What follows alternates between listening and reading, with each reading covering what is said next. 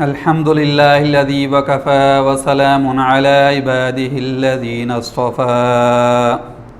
أما بعد فأعوذ بالله من الشيطان الرجيم بسم الله الرحمن الرحيم وبشر الذين آمنوا وعملوا الصالحات أن لهم جنات تجري من تحتها الأنهار كلما رزقوا منها من ثمرة رزقا قالوا هذا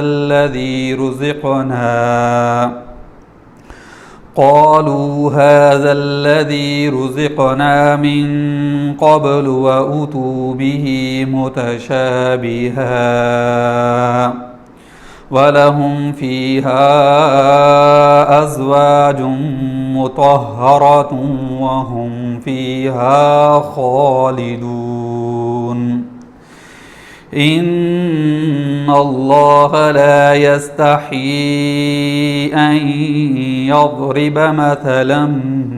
ما بعوضة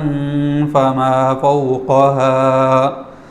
فأما الذين آمنوا فيعلمون أنه الحق من ربهم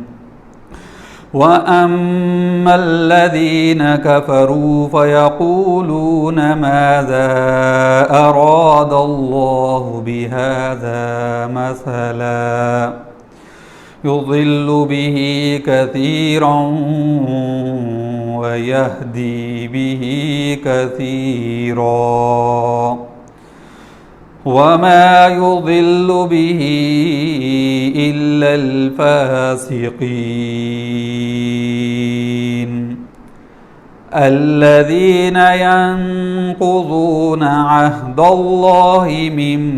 بعد ميثاقه ويقطعون ما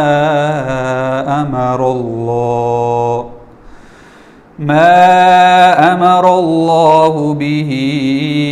أن يوصل ويفسدون في الأرض أولئك هم الخاسرون رب اشرح لي صدري ويسر لي أمري واحلل عقدة من لساني يفقه قولي صدق الله العظيم وصدق رسوله النبي الكريم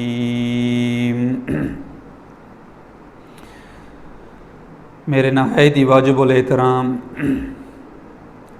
سامعین، بزرگوں، دوستو، السلام علیکم ورحمۃ اللہ وبرکاتہ۔ اقرا ٹیوٹرنگ پہ خوش آمدید۔ اس سے پہلے اسباق میں ہم نے قرآن مجید کو نہ ماننے والوں کے عذاب کا بیان کیا تھا اور اللہ تعالیٰ کا کلام پیش کر کے ان حضرت صلی اللہ علیہ وسلم کی رسالت ثابت فرمائی گئی تھی، اور اس آیت میں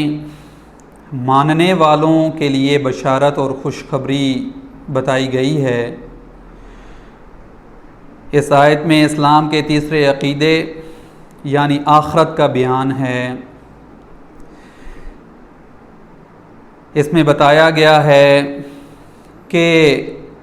مرنے کے بعد ایک اور زندگی بھی آنے والی ہے، اور جس میں ہر انسان کو اپنے تمام اعمال کا جواب دینا ہوگا۔ اگر ایمان کے ساتھ نیک عمل کیے اور اس کو جنت نصیب ہوگی، اور جس نے نیک اعمال نہ کیے ہوئے دنیا میں نافرمانی اور سرکشی والی زندگی گزاری تو اس کے لیے اللہ تعالیٰ نے عذاب بھی تیار کر کے رکھا ہوا ہے۔ چنانچہ اگر ایمان کے ساتھ نیک عمل کیے ہوں تو اللہ تعالیٰ نے جو انعامات آخرت میں انسان کے لیے تیار کر کے رکھے ہیں، یعنی جنت اور اس میں جو انعامات ہوں گے، جنت کے اندر جو جو انعامات ہوں گے، اس کی ایک جھلک اس آیت میں دکھائی گئی ہے۔ چنانچہ فرمایا کہ وَبَشِّرِ الَّذِينَ آمَنُوا وَعَمِلُوا الصَّالِحَاتِ أَنَّ لَهُمْ جَنَّاتٍ تَجْرِي مِن تَحْتِهَا الْأَنْهَارُ وَبَشِّرِ الَّذِينَ آمَنُوا کہ خوشخبری دے دیں ایمان والوں کو، وَعَمِلُوا الصَّالِحَاتِ اور ان لوگوں کو کہ جو جنہوں نے اچھے کام کیے، أَنَّ لَهُمْ جَنَّاتٍ تَجْرِي کہ ان کے لیے باغ ہیں، کہ ایسے باغ کہ ان کے نیچے سے نہریں بہہ رہی ہیں، اور کلما رزقوا منہا من ثمرات الرزق جب ملے گا ان کو وہاں کوئی کھانے کے لیے پھل کوئی ملے گا، قالوا هذا الذي رزقنا من قبل تو وہ کہیں گے کہ یہ تو وہی پھل ہے جو ہمیں اس سے پہلے ملا تھا، وَأُتُوا بِهِ مُتَشَابِهًا اور ان کو ایک صورت کے پھل دیے جائیں گے، وَلَهُمْ فِيهَا أَزْوَاجٌ مُطَہَّرَةٌ اور ان کے لیے وہاں عورتیں پاکیزہ عورتیں ہوں گی، وَهُمْ فِيهَا خَالِدُونَ اور وہ وہیں ہمیشہ رہیں گے۔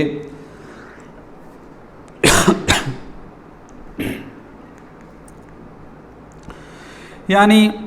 اللہ تعالیٰ نے نیک اعمال کرنے والوں کے لیے، اللہ پر ایمان لانے والوں کے لیے، مسلمانوں ایمان والوں کے لیے جنت میں ایسے باغات تیار کر کے رکھے ہوئے ہیں کہ جن کے نیچے سے نہریں بہہ رہی ہوں گی۔ یہ جنت کا ایک نقشہ کھینچا جا رہا ہے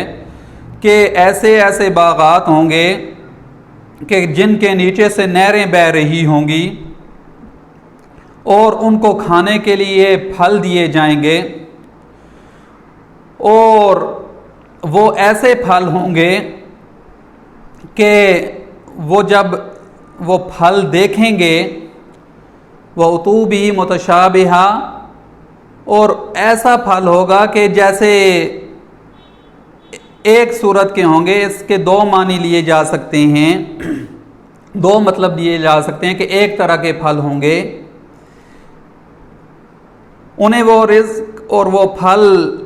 ایسا ہی دیا جائے گا جو دیکھنے میں ملتا جلتا ہوگا۔ مطلب اس کا یہ ہے کہ جنت میں انہیں وقفوں سے ایسے پھل دیے جائیں گے جو دیکھنے میں بالکل ملتے جلتے ہوں گے، دیکھنے میں ان کی جو شیپ ہے اور ان کا جو رنگ ہے وہ ایک طرح کا ہوگا، ملتے جلتے ہوں گے، مگر ان کا ذائقہ اور لذت ایک دوسرے سے بالکل مختلف ہوگی۔ ایک تو معنی یہ لیا جا سکتا ہے وَأُتُوا بِهِ مُتَشَابِهًا، اور دوسرا معنی اس کا یہ لیا جا سکتا ہے، بعض مفسرین فرماتے ہیں یہ بھی ممکن ہے کہ جنت کے پھل دیکھنے میں دنیا کے جو پھل تھے ان کی طرح ہی ہوں، جیسے ہم دنیا میں مختلف پھل کھاتے ہیں، انار کھاتے ہیں، انگور کھاتے ہیں، سیب کھاتے ہیں، تو دیکھنے میں وہ اسی طرح ہوں گے، مگر ان کی لذت اور ان کی جو خصوصیات دنیا کے پھلوں سے کہیں اور زیادہ ہوں گی، اور وہ اس سے اور زیادہ لطف اندوز ہوں گے۔ وَلَهُمْ فِيهَا أَزْوَاجٌ مُطَہَّرَةٌ اور ان کے لیے وہاں پاکیزہ عورتیں ہوں گی۔ اللہ تعالیٰ نے ایمان والوں کے لیے وہاں پر پاکیزہ عورتیں رکھی ہیں، وَهُمْ فِيهَا خَالِدُونَ اور وہ ہمیشہ اس میں رہیں گے، ہمیشہ ہمیشہ کے لیے وہ اس جنت میں ایسے باغوں میں وہ رہیں گے۔ تو اس آیت میں ایمان کے ساتھ عمل صالح کی شرط لگا دی، وَبَشِّرِ الَّذِينَ آمَنُوا وعامل الصالحات، صرف ایمان لانا کافی نہیں ہے بلکہ اس کے ساتھ ایک شرط لگا دی کہ وہ عمل صالح بھی کریں۔ ان لوگوں وبشر الذین آمنوا، آپ خوشخبری دے دیں ایمان والوں کو اور ان لوگوں کو وعامل الصالحات جو عمل صالح کرتے ہیں، نیک اعمال کرتے ہیں۔ تو عمل صالح کی قید لگا دی کہ ایمان بغیر عمل صالح کے انسان کو اس کی بشارت کا مستحق نہیں بناتا۔ صرف ایمان لانا کافی نہیں ہے، جنت میں جانے کے لیے صرف ایمان لانا کافی نہیں ہے بلکہ اس کے لیے عمل صالح بھی کریں گے تو تب اللہ تعالیٰ یہ انعامات دیں گے۔ اگرچہ ایمان بھی جہنم میں ہمیشگی اور دوام سے بچاتا ہے کہ ایک شخص جو ایمان لے کے آیا اور اس نے کلمہ پڑھا اور جب اس نے کلمہ پڑھ کر مسلمان ہو گیا، ایمان لے آیا، تو اس وقت اگرچہ اس نے اگر دنیا میں کچھ برے اعمال کیے، نافرمانی کی، تو اس کا حساب کتاب ہونے کے بعد اس کو جہنم میں بھیجا جائے گا۔ اس کی سزا پانے کے بعد وہ وہاں جہنم سے نکال کر اس کو پھر جنت میں لایا جائے گا۔ یعنی کہ ایمان اس کو جہنم سے بچائے، جہنم میں دوام اور ہمیشگی سے بچا لے گا، اور اپنی سزا پانے کے بعد وہ پھر اللہ تعالیٰ اس کو جنت میں لے آئیں گے۔ اگلی آیت میں ان اللہ لا یستحی ان یضرب مثلا ما بعوضۃ فما فوقها فاما الذین آمنوا فیعلمون انہ الحق من ربہم۔ ان آیات میں منکرین قرآن کا ایک شبہ ذکر کر کے اس کا جواب دیا گیا۔ شبہ یہ تھا کہ قرآن مجید میں مکھی، مچھر اور مکڑی کے جالے جیسی مثالیں دے کے حقیر جانوروں کا ذکر کیا گیا، اور یہ اللہ تعالیٰ کی اور اس کے کلام کی عظمت کے خلاف ہے۔ اگر یہ اللہ کا کلام ہوتا تو ایسی حقیر اور گھنونی چیزوں کا ذکر اس میں نہ ہوتا، کیونکہ بڑے لوگ ایسی چیزوں کے ذکر سے شرم و حیا محسوس کرتے ہیں۔ تو اس کے جواب میں، اس کا جواب ان آیات میں دیا گیا کہ کسی حقیر اور ذلیل چیز کی مثال دینی ہو تو کسی حقیر اور ذلیل چیز کی مثال دینی ہو تو کسی ایسی حقیر چیز سے ہی مثال دینا مقتضائے عقل و بلاغت ہے۔ غرض یعنی جس طرح کی چیز ہوگی اس کی مثال بھی اسی کی طرح، اگر وہ حقیر چیز کی مثال دے رہے ہیں تو اس کی مثال بھی حقیر چیز سے ہی دی جائے گی۔ تو یہ عقل کے عین مطابق ہے۔ جب اس غرض کے لیے جب کسی گھنونی چیز کا ذکر کرنا شرم و حیا کے قطعاً منافی نہیں ہے کہ کسی حقیر چیز کی مثال دے رہے ہیں اور اس کی مثال کسی حقیر چیز سے ہی دے رہے ہیں، تو یہ شرم و حیا کے منافی نہیں ہے۔ اس لیے اللہ تعالیٰ نے ایسی چیزوں کے ذکر سے شرماتے ہیں، اور یہ بھی بتا دیا کہ ایسے احمقانہ شبہات صرف ان لوگوں کو پیدا ہوتے ہیں کہ جن کے قلوب میں ایمان نہیں ہوتا، جن کو اللہ تعالیٰ ایمان کی دولت سے منور فرما دیتے ہیں، اور ان کے دلوں میں ایسے شبہات پیدا نہیں ہوتے۔ اور اس کے علاوہ ایک اور حکمت بھی بتا دی کہ ایسی مثالوں سے لوگوں کا ایک امتحان بھی ہوتا ہے کہ نظر و فکر کرنے والوں کے لیے مثالیں ہدایت کا سامان پیدا کرتی ہیں۔ جو لوگ غور و فکر کرتے ہیں اور ان ایسی مثالوں میں وہ غور و فکر کرنے کے بعد اللہ تعالیٰ ان کو ہدایت نصیب کر دیتے ہیں، اور بے پرواہی برتنے والوں کے لیے اور زیادہ گمراہی کا سبب بنتی ہیں۔ یعنی جو لوگ ایسی مثالوں سے بے پرواہی برتتے ہیں، اللہ تعالیٰ ان کو اور زیادہ گمراہی میں دھکیل دیتے ہیں۔ تو فرمایا کہ ان اللہ لا یستحی ان یضرب مثلا ما بعوضۃ فما فوقها، بے شک اللہ تعالیٰ نہیں شرماتا ان یضرب مثلا ما بعوضۃ فما فوقها، اس بات سے کہ بیان کرے کوئی مثال مچھر کی یا اس سے بھی جو کم ہو، یعنی مچھر کی مثال دینے سے اللہ تعالیٰ نہیں شرماتا، اور اس سے بھی جو حقیر چیز ہو اس کی مثال دینے سے بھی اللہ نہیں شرماتا۔ فَأَمَّا الَّذِينَ آمَنُوا فَيَعْلَمُونَ أَنَّهُ الْحَقُّ مِنْ رَبِّهِمْ، سو جو لوگ مومن ہیں، ایمان لائے ہیں، فَيَعْلَمُونَ أَنَّهُ الْحَقُّ مِنْ رَبِّهِمْ، یقیناً جانتے ہیں کہ یہ مثال ٹھیک ہے جو نازل ہوئی اس کے رب کی طرف سے، یعنی اللہ تعالیٰ نے جو مثال نازل کی ہے، ایمان والے تو اس کو سمجھ لیتے ہیں کہ یہ مثال ٹھیک ہے۔ وَأَمَّا الَّذِينَ كَفَرُوا فَيَقُولُونَ مَاذَا أَرَادَ اللَّهُ بِهَذَا مَثَلًا، اور جو کافر ہیں فَيَقُولُونَ مَاذَا أَرَادَ اللَّهُ، تو سو وہ کہتے ہیں کہ کیا مطلب ہے اللہ کا اس مثال سے، يُضِلُّ بِهِ كَثِيرًا وَيَهْدِي بِهِ كَثِيرًا، گمراہ کرتا ہے اللہ تعالیٰ اس مثال سے بہت سارے لوگوں کو، وَيَهْدِي بِهِ كَثِيرًا، اور ہدایت کرتا ہے، ہدایت دیتا ہے اس مثال سے بہت سارے لوگوں کو، وَمَا يُضِلُّ بِهِ إِلَّا الْفَاسِقِينَ، اور اللہ گمراہ نہیں کرتا اس مثال سے مگر بدکار لوگوں کو ہی، صرف اس سے بدکار لوگ ہی گمراہ ہوتے ہیں۔ یضل بہ کثیرا ویہدی بہ، اس آیت میں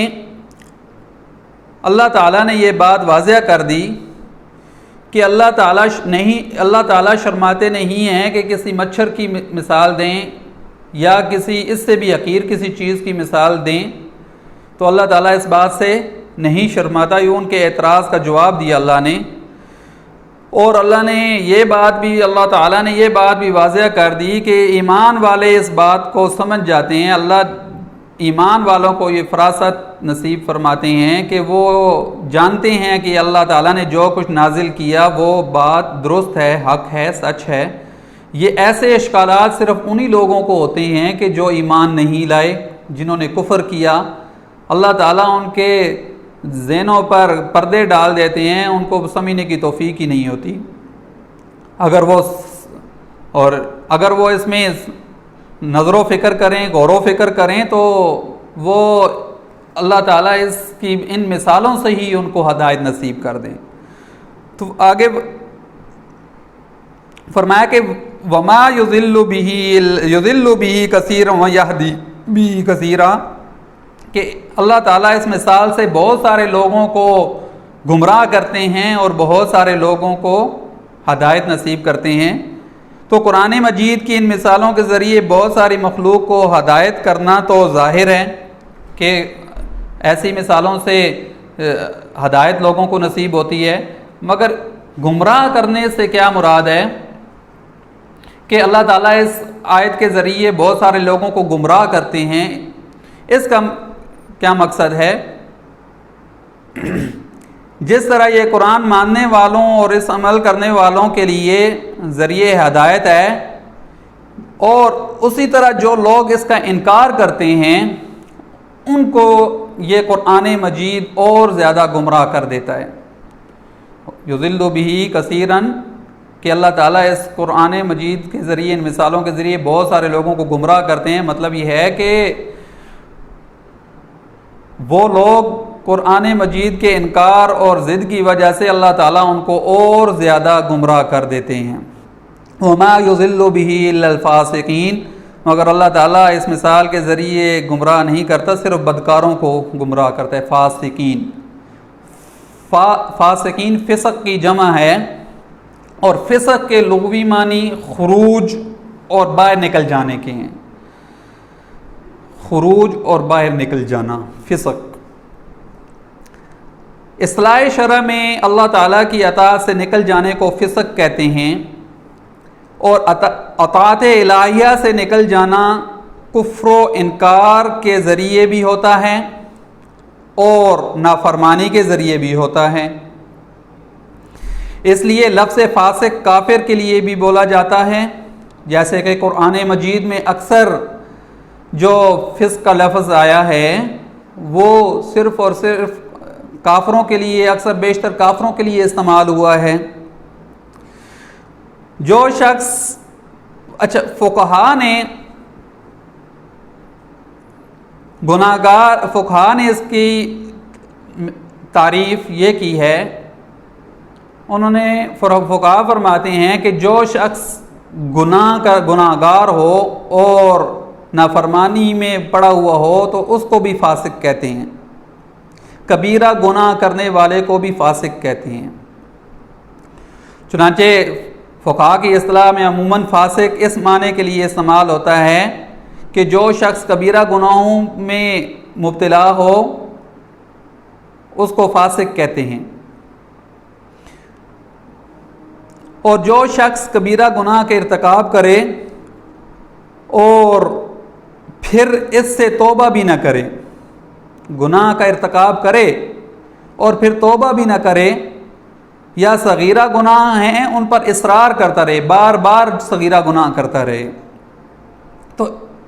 ان صغیرہ گناہوں کی بھی عادت بنا لے تو فقہا کی اصطلاح میں اس کو بھی فاسق کہتے ہیں۔ تو جو شخص یہ فسق کے کام اور گناہ اعلانیہ طور پر کرے، سب لوگوں کے سامنے کرے، اعلانیہ طور پر کرے، اس کو فاجر کہتے ہیں، فاجر۔ تو معنی اس آیت کے معنی یہ ہوئے کہ قرآن کی ان مثالوں سے بہت سارے لوگوں کو تو ہدایت ہوتی ہے اور بہت سارے لوگوں کے حصے میں گمراہی آتی ہے، مگر ان مثالوں سے گمراہی صرف انہی لوگوں کے حصے میں آتی ہے کہ جو فاسق یعنی اطاعت خداوندی سے نکلنے والے ہوتے ہیں، اور جن میں خدا کا خوف ہوتا ہے، ایمان ہوتا ہے، وہ اس سے ہدایت ہی پاتے ہیں۔ آگے فرمایا الذین ینقضون عہد اللہ من بعد میثاقہ ویقطعون ما امر اللہ بہ ان یوصل ویفسدون فی الارض۔ الذین ینقضون، جو لوگ اللہ کے معاہدے کو توڑتے ہیں، من بعد میثاقہ، اس کو مضبوط کرنے کے بعد، وَيَقْطَعُونَ مَا أَمَرَ اللَّهُ بِهِ أَن يُوصَلَ، اور قطع کرتے ہیں اس چیز کو جس کو ملانے کا اللہ تعالیٰ نے حکم فرمایا، ایسی چیزوں کو قطع کرتے ہیں، توڑتے ہیں کہ جس کو اللہ تعالیٰ نے ملانے کا حکم فرمایا، وَيُفْسِدُونَ فِي الْأَرْضِ، اور فساد کرتے ہیں ملک میں، اولئک هم الخاسرون، وہی لوگ خسارے والے ہیں، اولئک هم الخاسرون، وہی لوگ خسارے والے ہیں۔ الذین ینقضون عہد اللہ، جو لوگ اللہ کے عہد کو توڑتے ہیں۔ سب سے پہلے عہد کو سمجھ لیا جائے کہ عہد کس کو کہتے ہیں۔ عہد اس صورت معاملہ اور معاہدے کو کہا جاتا ہے جو دو شخصوں کے درمیان طے ہو جائے۔ دو شخصوں نے کسی معاملے پہ کسی بھی چیز پر ایک معاملہ طے کر لیا، دونوں متفق ہو گئے اس معاملے پہ، تو اس کو عہد کہتے ہیں۔ اور میثاق ایسے معاہدے کو کہتے ہیں کہ جو قسم کے ساتھ مضبوط کر لیا جائے، یعنی معاہدہ کرنے کے بعد اس معاہدے کو قسم کے ذریعے سے اور زیادہ مضبوط کر لیا جائے، اس کو میثاق کہتے ہیں۔ تو اس آیت میں پہلی آیت کے مضمون کی مزید تشریح بیان ہوئی ہے، اور منکرین قرآن کے انجام بد کا ذکر ہے کہ قرآن کی ان مثالوں سے جو مشرکین نے اعتراض کیا ہے، صرف وہی لوگ گمراہ ہوتے ہیں کہ جو اللہ کی اطاعت و فرما برداری سے سرکشی کرتے ہیں، جس کی دو وجوہات ہیں۔ الذین ینقضون عہد اللہ، تو یہ عہد سے مراد کون سا عہد ہے؟ ایسا کرنے والے ازلی معاہدہ کو توڑ ڈالتے ہیں۔ ینقضون عہد اللہ، ازلی معاہدہ کرنا، ازلی معاہدے سے کیا مراد ہے؟ جو تمام انسانوں نے اپنے رب سے باندھا تھا جب تمام انسانوں کی اس عالم میں پیدائش سے پہلے اللہ تعالیٰ نے تمام پیدا ہونے والے انسانوں کی ارواح کو جمع کر کے ایک سوال فرمایا تھا، الست بربکم، کیا میں تمہارا رب نہیں ہوں؟ تو سب نے بیک زبان کہا تھا بلا، کیوں نہیں، آپ ہی ہمارے رب ہیں۔ تو اس کا لازمی تقاضا یہ ہے کہ ہم اس کی اطاعت سے منہ نہ موڑیں۔ یہ عہد اللہ اور بندوں کے درمیان میں ہوا تھا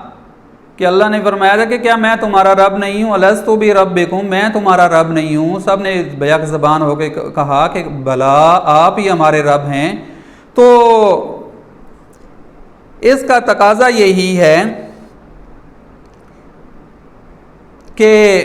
ہم اس کی اطاعت سے کبھی بھی منہ نہ موڑیں۔ اس لیے یہ عہد ازلی انسان اور اللہ کے درمیان ہو چکا ہے۔ اب دنیا میں پیدا ہونے کے بعد انبیاء علیہ السلام اور تمام آسمانی کتابیں اسی عہد کی تجدید اور یاد دہانی اور اس پر عمل کی تفصیلات بتانے کے لیے آتے ہیں۔ عہد تو پہلے ہو چکا، مگر اب جو انبیاء علیہ السلام اور آسمانی کتابیں آتی ہیں وہ اس کی صرف اور صرف یاد دہانی اور تجدید کرانے کے لیے آتی ہیں۔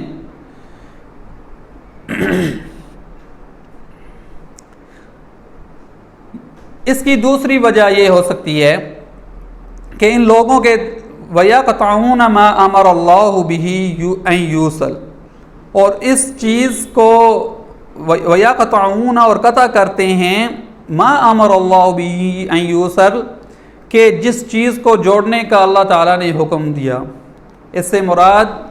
اپنے رشتوں اور نعتوں کو توڑنا۔ اس سے